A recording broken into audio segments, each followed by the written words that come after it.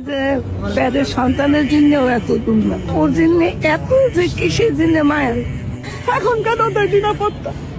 আপনারা জাতির কাছে আমার একটা প্রশ্ন, মারা গেলে ভুল দেয় কিন্তু মারার আগে তার জন্য কিছু করার দরকার ছিল না? তাকে ভালোবাসি তো।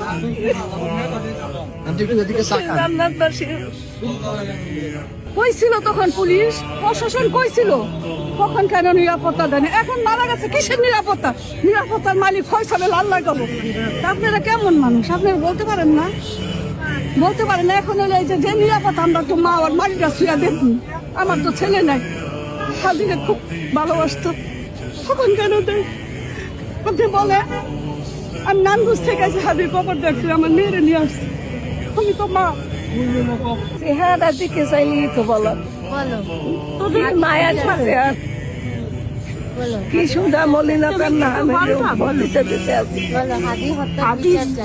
এরকম তো নিজের প্যারের সন্তানের জন্যও এত দুর্নাম, ওর জন্য এত যে কিসের জন্য মায়ের। ওর কথা মনে উঠলে, ওর ছবি দেখলে, বক্তৃতাটা দেখলে। নামাজ পড়লে কি ওনার জন্য মন থেকে দোয়া আসছে? একটু যদি বলতেন। আমরা তো নামাজ পড়ে প্রতি বেলায় ওর কথাই আগে মোনাজাত, প্রথমই ওর কথাই তুলে ধরি। যে এমন একটা ভালো লোক বেরেনি ছাত্র, মানে মানুষ মানুষকে চিনে না, বুঝে না, দেশ বুঝে না। আমাদের বাংলাদেশ সোনার টুকরা ওনার মতো ছেলে যদি বেঁচে থাকতো দেশটা যে কত উন্নত হতো, কিন্তু মানুষ বুঝে না। সেই জন্যই তো সবাই লোভী, অর্থ সম্পদের পিছে করে, কিন্তু ভালো মানুষের পিছে কেউ বুঝতে চায় না। এই